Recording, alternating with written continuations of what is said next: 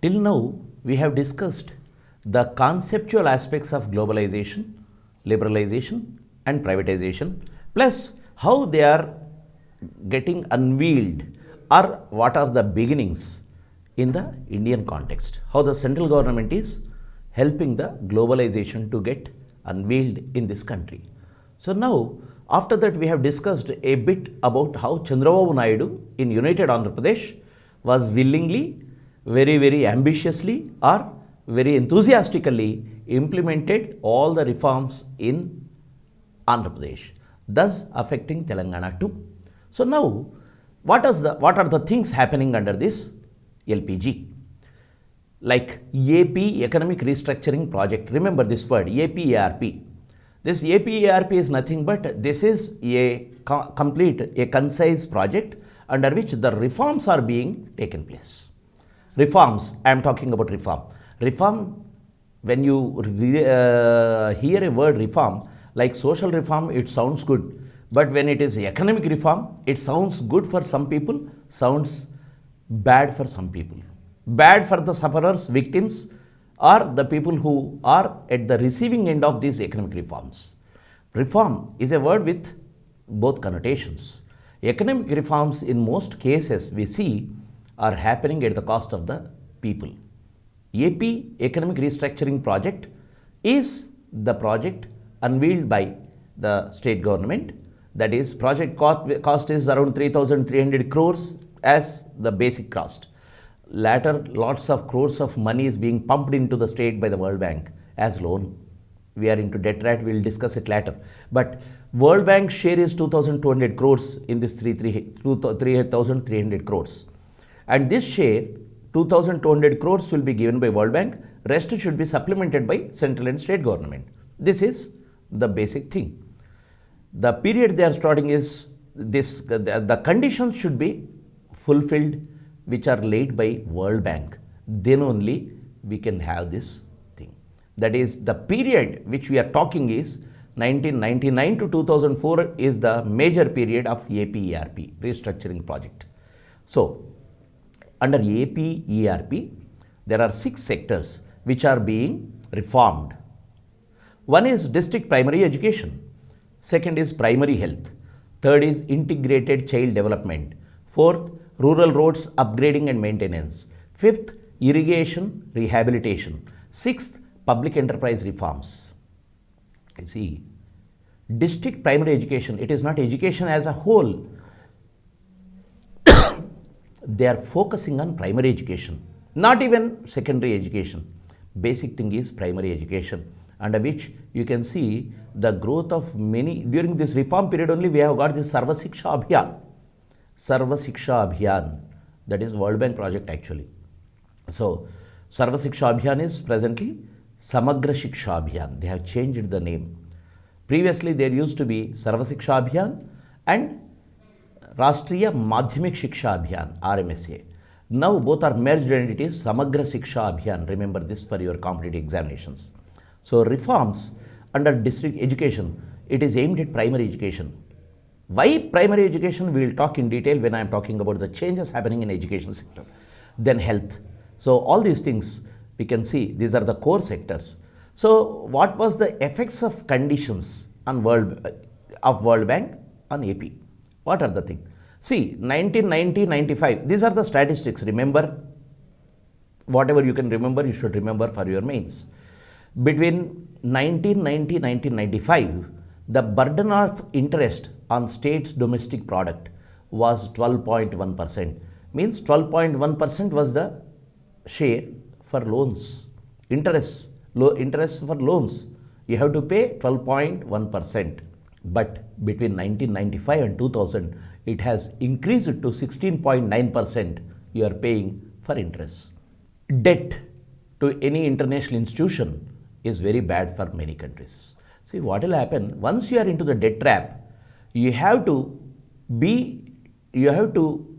forced to take loans to pay the interest too. Like any landlord and the bonded labor. This is a tragedy. But many countries are into debt trap because of these things during this period, structural reforms period or World Bank period.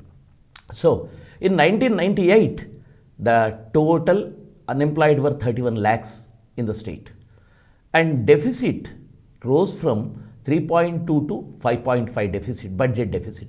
You can see what these restructuring programs are telling.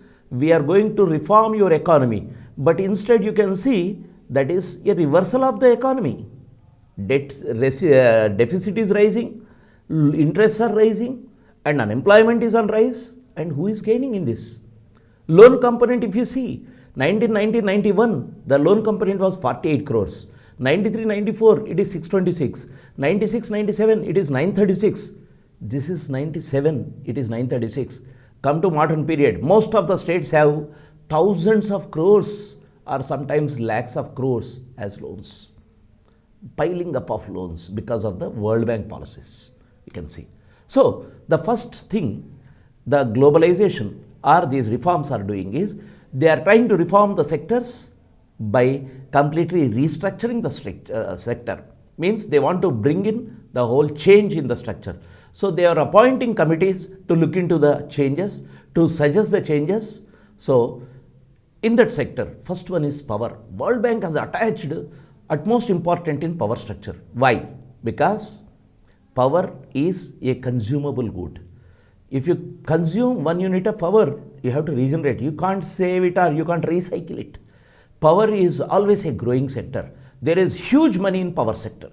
That is why World Bank has focused on power sector, and one committee was appointed in Andhra Pradesh, that is Hiten Bhaya Committee. Hiten Bhaya, it is not Hiten Bhaiya. Many books are writing Hiten Bhaiya Committee. It is not Hiten Bhaiya, it is Hiten Bhaya Committee. Hiten Bhaya Committee has suggested reforms. It gave the report in June 1995. The suggested reforms like the tariff should be fixed to cover the production. Means how much is being spent for the production should be paid. Means what? Those who cannot pay cannot buy the tariff. Means no subsidies. Who will be at loss? The poor will be at loss. So this is a broad understanding. Subsidies will come during the elections, it's a different story. And again that will be sat, it's a different story. But here the production and tariff should be in consonance. They should be same. Means if you can pay, you get power. That's what I said before. No free lunch, no subsidy. That will happen. Separate generation and transmission distribution agencies. Before this, it was APSEB, AP State Electricity Board. Now, APSEB will be a regulatory body like thing to all these things. But they wanted this generation, transmission, distribution. That is why you see, you have Genco, Transco. So, like that, the whole power sector wanted to be revamped. Under this, different companies will come, and these things will be privatized ultimately. Privatization of power should be done or can be done only through dividing the power department into different branches. Once you give the companies to different agencies, means smaller agencies in different areas, and that can be easily taken over by private sector. This is the one thing. Then a regulatory commission to fix tariff.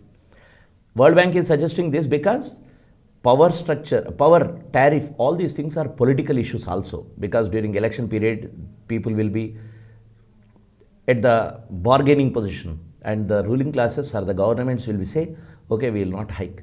But after that, you will have all these things. So here, despite of whatever the political need or necessity or happenings are, the power tariff should be there. So that is why regulatory commission should be constituted. This was the one. Then World Bank gave $4,460 million as loan, and as a result, this AP Electricity Reforms Act was enacted in 1998 by Assembly, and because of that, an electricity regulatory commission came up. This regulatory commission will regulate the whole thing. Restructuring of electricity industry was done. Rationalization of generation, transmission, distribution has done, and participation of private sector is being facilitated. By this, you can purchase from private players too, according to your convenience. So we have Transcos and Gencos, different areas you have. But what was the fall of this? All these things. People were protesting against these reforms, power reforms. So this power tariff hike was being protested by the people, especially left parties took out a big procession against this power hike, and there was a tragic incident, means firing at Bashir Bagh. Bashir Bagh firing on 28th August 2000, in which a few people were killed. There are different stories about the number. Some people, our government says it is 2 and the agitators say it is 6. So forget about the numbers, but Bashir Bagh firing, people were killed, many wounded in Bashir Bagh firing, because they were coming to assembly to protest against the power tariff hike. So this is the law and order issue, not just law and order, it is an attack on the rights of the people to protest. So Bashir Bagh firing in 2000 definitely had its toll or had impact on the next coming elections in 2004. Chandrababu was infamous because of this Bashir Bagh firing too. And these reforms, power reforms, impacted welfare schemes, subsidies. And who is at the receiving end? Small sector, medium sector, and the agriculture sector. So DISCOMs came, thus power sector is completely changing its previous form. Then comes Gangopadhyay Committee.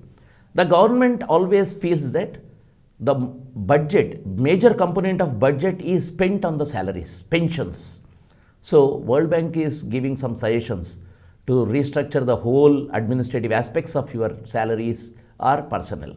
So they have appointed a committee known as Gangopadhyay Committee to review or assess the available positions in the government, identify redundant staff, means extra staff, they can be removed, and recommend for redeployment.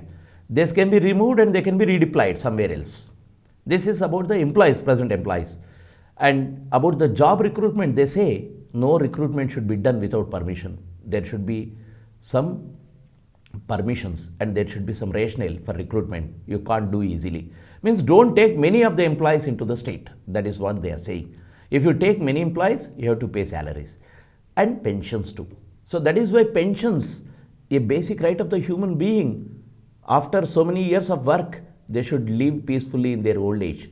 But now pension scheme has gone. They came up with some alternative. This is part of your economic restructuring or World Bank reforms. So another suggestion of this Gangopadhyay Committee was reduction of number of employees by 0.9% every year from 1996-97 to the till the end of the 9th plan. Means every year you should reduce 1% of the employees in your total strength.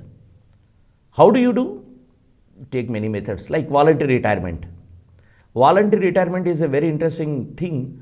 Voluntary means actually it's forced voluntary, because you have to restructure. You are giving some incentives, enticing them to take retirement. You called it as, these people called it as golden handshake. That is VRS scheme, golden handshake. Means you will be paid lump sum amount if you go for VRS. You need not pay much bigger component of salary. Instead, you will pay at once. So that is what this Gangopadhyay Committee was telling. And employment growth rate, you can see before 1996-97 it was 3.4 and after 96-97 it is less than 1%. It means definitely they have achieved what they wanted, means less number of jobs, less number of recruitment. So no new recruitment. Where are the recruitment is being done? You can see since then the phenomena is there are only 2 or 3 sectors where the recruitment is being done. One is police. State needs police always because you need more and more police to maintain law and order and to curb dissent too, or to show that the state is strong. So one is police recruitment. Second is primary education. This is funded by World Bank. Then medical. This is also partly funded by, many schemes are funded by these World Bank and other institutions. So primary education and medical, this is, you have regular recruitment. That is why teacher recruitment and police recruitment, these 2 things are there always. Whether you have group 1, 2 or other recruitment, doesn't matter. So it is reducing the scope of number of people getting into the state government. So salaries component, if you can see, 2000 to 2001 it was 68.17.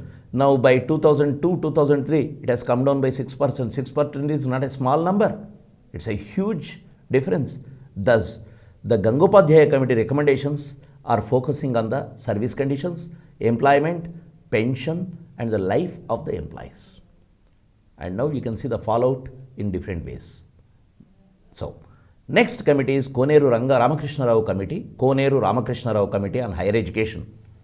Koneru Ramakrishna Rao is philosophy professor, he was occupying many other things, and this man has suggested reforms in higher education to serve globalization.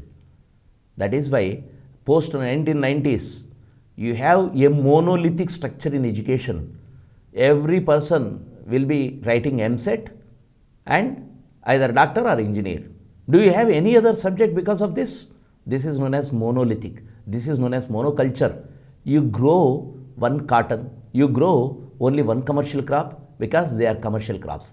You study only one course because that yields or that gives you more salary. You lost the diversity in education because of this committee. We can see in every place, you see almost every second or third person is a BTech in Andhra Pradesh or Telangana. Why? Everyone is a BTech without having a technical understanding or knowledge, and no one is becoming a technocrat and going into service sector as telecallers or small people who are into the whole chain of system in capitalism. And no one is becoming a technocrat, and BTech has become a simple degree. This is the symptom of this higher education committee's reforms. He said there is no need of the role of the state in higher education and private sector can handle it. When private sector can handle it, how the private sector will handle? It will handle through high prices. Means now you can buy education. You cannot choose what to study, but you can choose only if you have money.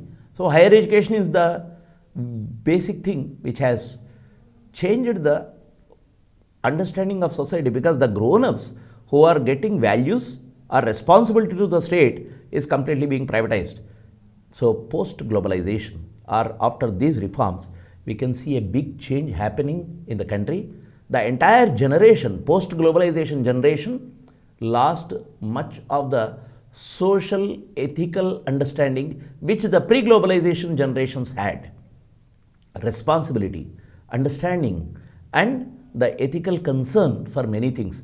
Now it is single personal centric. Profit, big salary, big package, and you live happily. And it is not the society. Education gives you morality. Education gives you concern for the society. And it is not simple getting the higher education or losing higher education. It is concerning the whole educational scenario with the society. So higher education reforms has ushered a very, very bad thing on the society, where the society is entering into a new phase where humans lost its touch as humans. That is why it is a conscious effort of globalization. Means any human should be an island. Physical island is okay. This is a psychological island. At cultural level, you should be an island. And if you are into privatization, education will lose all its ethical duty towards society. How much you pay, you get that. And you get huge perks or huge pay, you go and serve that institution. So, delinking of knowledge with education and making knowledge and education and salary linked. So the entire concept has changed with this. That is why we can see the market oriented education coming up in this period, and professional and applied courses get a boost.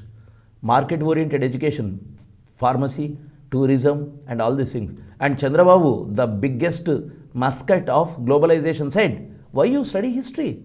Study economy or pharmacy or some job oriented course. Studying history is mere waste, he said. And as he is a mascot of this globalization, he said, even agriculture is damn waste. And these are the things, the conceptual difference between the real society or a welfare society and a society run by Chandrababu Naidu likes under globalization. You can see a change. Then Subramanian Committee on PSUs came in 1995. That is again on PSUs, public sector units. Public sector is a responsibility of the state to run some needed industries and give employment and make goods available for the people. Now, PSUs are under loss. Some PSUs are under loss. Now this committee is suggesting some of the things. Don't waste public money on losing or loss-making PSUs. Handle it carefully, restructure it, or hand over it to the private people, or close it. Why you waste money on this? This is number one. Revamping management means you revamp the management, get best management, restructure the whole structure, less money, pump in as salaries, then financial discipline you should bring in, and rationalization of employees. Through that, you can save. This is one recommendation of Subramanian Committee. And this privatization of PSUs or closure of PSUs is, on one side, if you see from economic angle, yes, it is true that we shouldn't waste money. But on the other angle, state, they left their responsibility in higher education. They left responsibility in industry.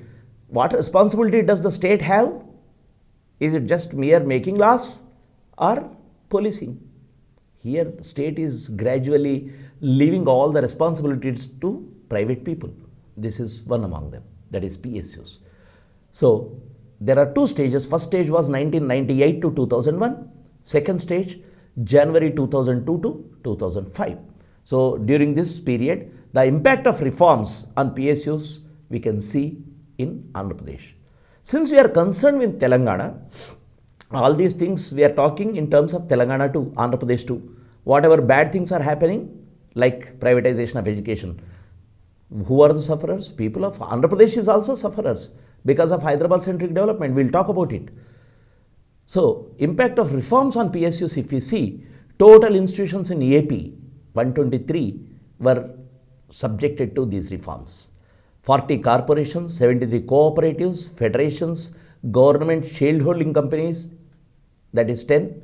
So, out of the 5,242 crore paid up capital of the government, 2,150 rupees, 50 crore rupees are lost. There are 3.5 lakh employees. Now, what you have to do with all these PSUs? You sell it or close it, or reduction of share or retrenchment. Thus, the PSUs are under fire now. We can see impact of reforms in PSUs. 13,321 people took VRS in the first phase, 21 in the second phase. Altogether, it is almost 50,000 we can see till some of the data is coming. We don't know exact, I don't remember, but almost at least 50,000 people got VRS. They are leaving the jobs by taking the voluntary retirement.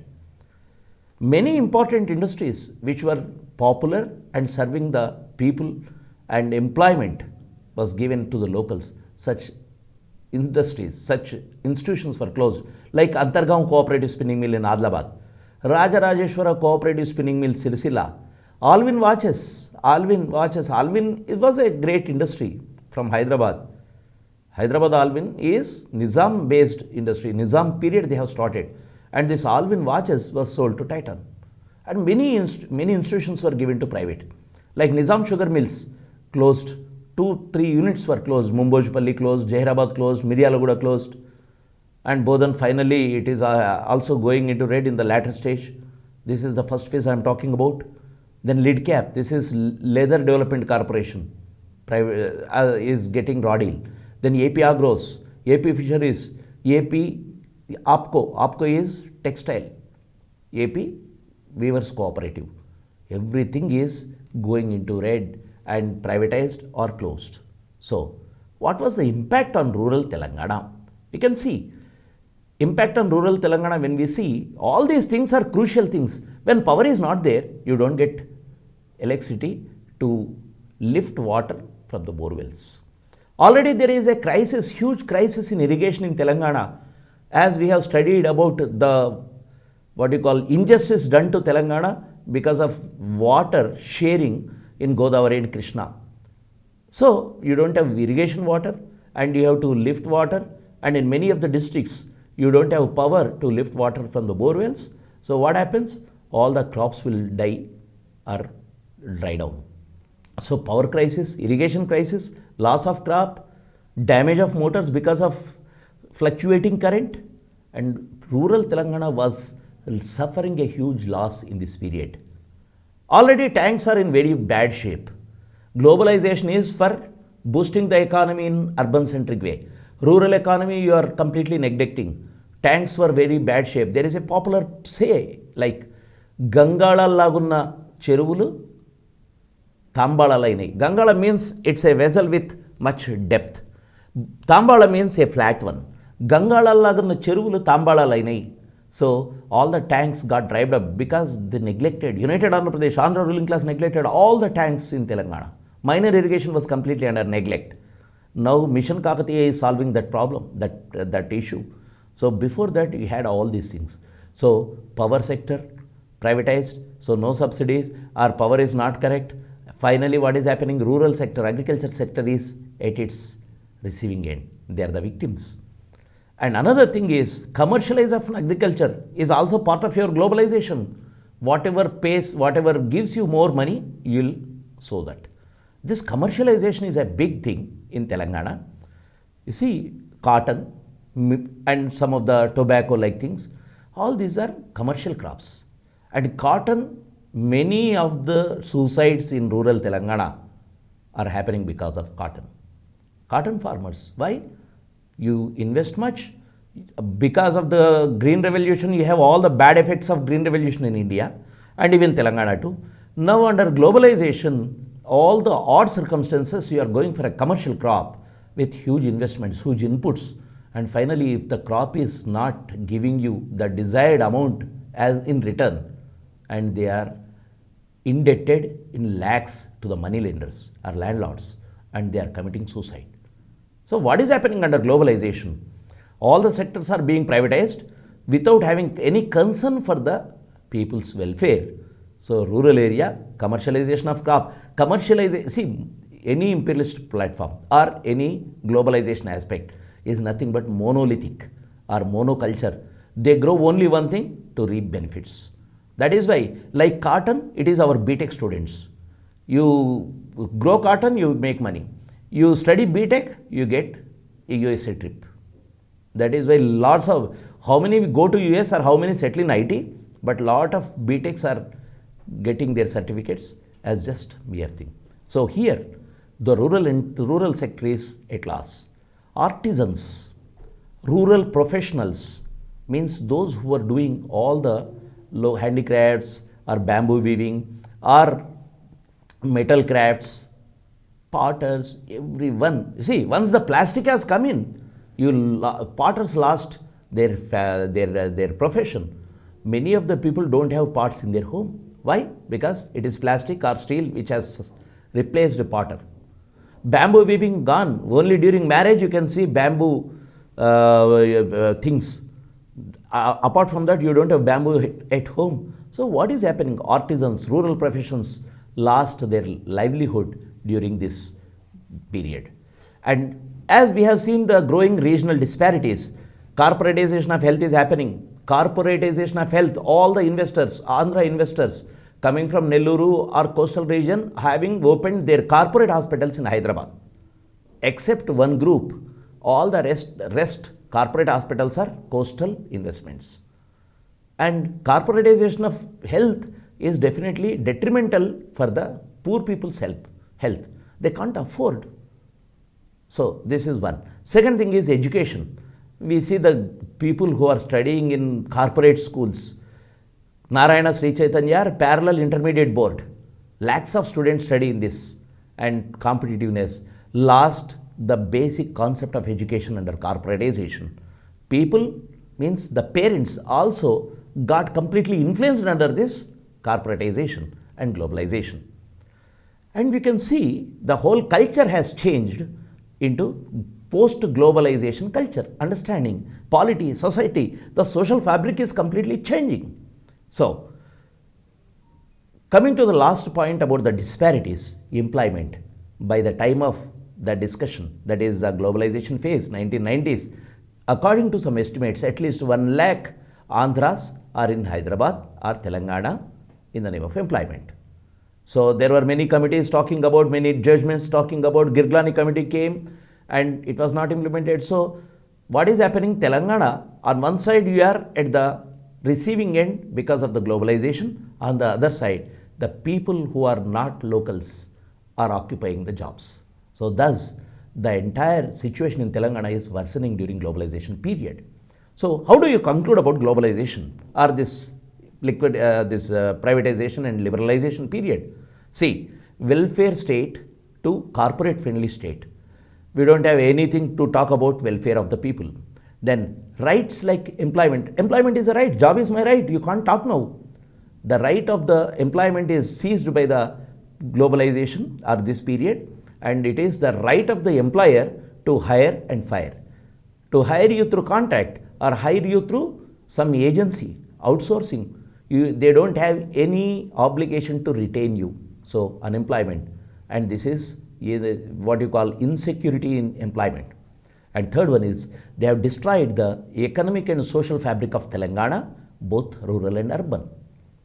Economic we have discussed a lot. Social means economic aspects will have its bearing on the social and cultural life of the people. And our culture is mostly dominated by post-globalization imperialist culture. That is a tragedy. Means we are market oriented, our understanding is market oriented, our culture is market oriented. And this is one. Then service sector is prime and other sectors are gone. That is why if you see many people, when they say that we are into IT, they say it proudly. But when you are into agriculture, you can't say proudly. Who are you means I am in IT, they say proudly. Means service sector has become very important. And badly and very pathetic condition is service sector is dependent on the global economy. If a global burst is happening, this IT will burst. Once IT is burst, we will see a big crisis in the urban scenario too. So, dependent on the global economy, service sector is growing. Other sectors which are sustainable always, manufacturing, if manufacturing is growing, you will have great thing. If agriculture is growing, you will have good economy. But these sectors are not growing and service sector is growing. This is another malady or another symptom of this globalization aspect. And lastly, Hyderabad-centric development, that is becoming a big hindrance. See, everything is coming into Hyderabad. For Telangana, Hyderabad is a capital. For Andhra Pradesh, now it is the capital. So Hyderabad-centric development, people for coastal Andhra are coming and staying into Hyderabad because it's a capital. You can't stop it. And it is their right to. But claiming Hyderabad as the right of Andhras also is very bad. And that is why Chandrababu Naidu, to conclude, because this globalization begins with Chandrababu Naidu, and to be concluded with Chandrababu Naidu, he says that I have developed Hyderabad. He is not saying that I have developed Telangana. He says I have built Hyderabad, as if he is the Qutub Shahi king. Except that high-tech city, rest of the Hyderabad is destroyed. We lost all the big industries, all the PSUs in Hyderabad. And Chandrababu says, I built Hyderabad. We can understand the statement. He says, I built Hyderabad. He should say, I built Telangana. Then we would have accepted it. It is Hyderabad means the development is Hyderabad-centric. And Hyderabad-centric development from the coastal capital or coastal political power and inviting the global money or investments at the cost of the development of Telangana and Telangana people is the result of globalization, liberalization and privatization of 1990s.